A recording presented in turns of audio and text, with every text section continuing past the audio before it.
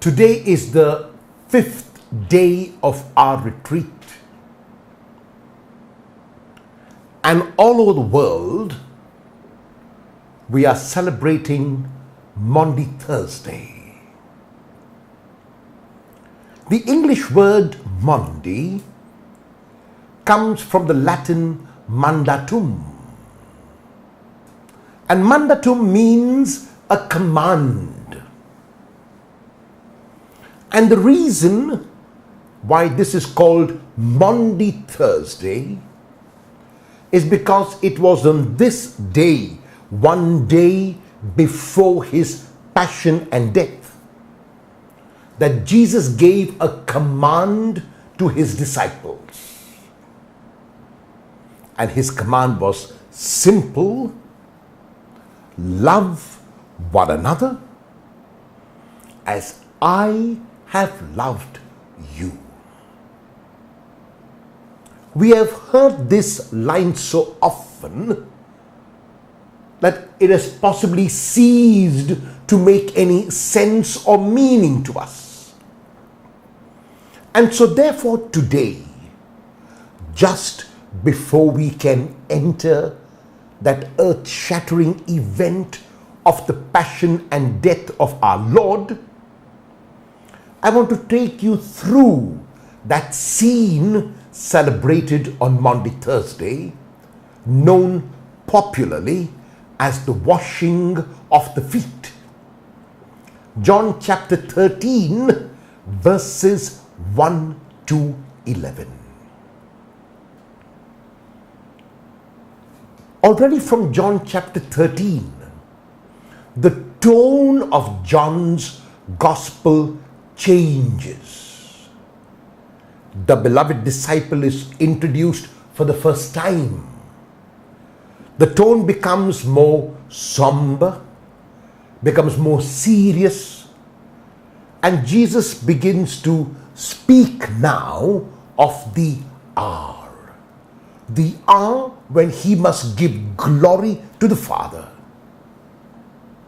And so while in the Gospel of John there is no institution of the Eucharist like there is in the Gospels of Matthew, Mark, and Luke, in the Gospel of John, another very significant event or action takes the place of the Eucharist, and it is the washing of the feet. The disciples have gathered for supper. For them, it is a pre-Passover supper. They are not aware of the significance of this special supper for Jesus. And even while they are in the midst of the meal, even while they are eating, Jesus gets up from table. Many simplistically interpret the washing of the feet as a symbol of service, as Jesus assuming the role of a slave. But that interpretation remains at the surface level, because slaves washed the feet of guests before they began the meal, not while the meal was in progress. If it was service, Jesus would have expected us to wash each other's feet. But that is only the surface level meaning. By getting up while the meal is in progress, Jesus already makes that symbol stand on its head. He gives it a new meaning, a new significance. And what is this new significance or meaning that Jesus gives to the washing of the feet? First, by washing the feet of his disciples within the context of the meal and while the meal was in progress, Jesus is bringing his whole life together. All that he was, all that he did, all his words, all his actions are summarized now in this prophetic gesture. And the reason why Jesus could make this gesture and point to this gesture as the one which the disciples must imitate was because in Jesus there was no dichotomy, there was no separation between word on the one hand and between action on the other, between what Jesus said and what Jesus did. And even as we stop to reflect on this scene and we look at Jesus with the towel around his waist, washing the feet of his disciples, we ask ourselves, am I a person who says one thing and does another? Am I a person in whose life there is a separation between word and action? Am I a person who cannot be counted on to keep the word? Am I a person who makes a commitment but will not keep it? Who makes a promise but will break it? Am I that kind of person? Can I learn then from Jesus to have this synchrony, to have this union between my word and my action? That even when I perform a symbolic action like Jesus did, my whole life can be summarized in that action. The reason why Peter objects to the washing of the feet is not simply because he doesn't want his Lord to wash his feet and feels embarrassed. That is again at the surface level. But what Peter is objecting to is, Lord, you can't ask me to do what you are doing. You can't ask me to have this synchrony. I prefer to say something and do something else. I prefer to be the boss. I prefer to be the leader. I prefer not to serve. And Jesus is very strong and emphatic with Peter. If you want to choose another way, Peter, you cannot be my disciple. And so therefore, it is not simply service which Jesus is talking about, but it is unconditional and eternal love. And the reason why I say it is unconditional and eternal love is because Jesus knows who is going to betray him. He knows who is going to deny him. He knows who are going to run away.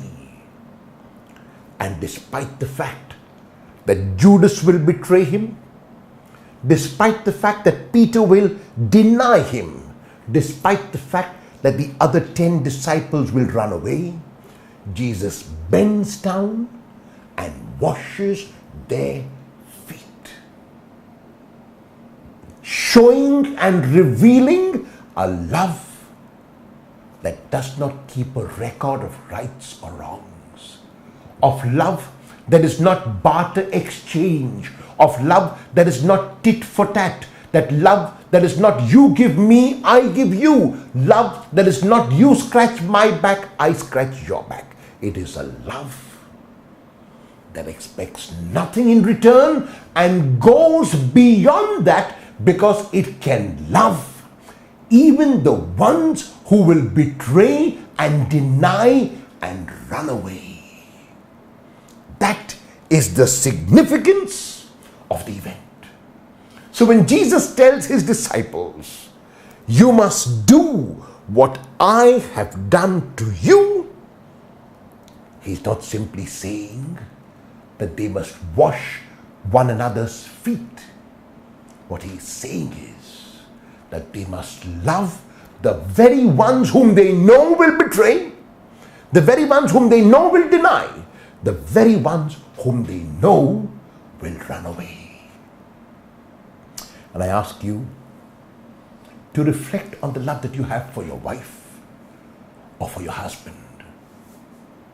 Is it a love that is conditional? Is it a love that says, I washed the dishes yesterday, you must wash the dishes today? Is it a love that says, I work and earn for the family, so you must look after the children and do all the housework? Is it a love that says to your children, if you do well in the exams, I'm going to give you this and that? Is it a love that says to the parents, if you give me this, then I'm going to study? Most of the love that we think is love is barter exchange. When there is any kind of expectation in love, it is barter exchange. In Matthew chapter 25, verses 31 to 43, Jesus speaks about love when he speaks about separating the sheep from the goats. And he says to the sheep, the ones on the right, come, blessed of my Father, to the kingdom prepared for you from the beginning of foundation. For I was hungry, you gave me to eat. I was thirsty, you gave me to drink. I was naked and you clothed me. I was sick and in prison and you visited me.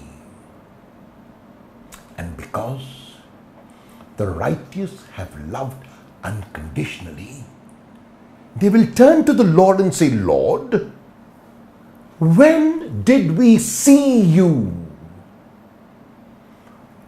We were not even aware. We were not even aware that we were loving. We were not even aware that we were doing good. We did what we had to do. And even as you look and focus on Jesus washing the feet of his disciples, I would like you to develop this attitude.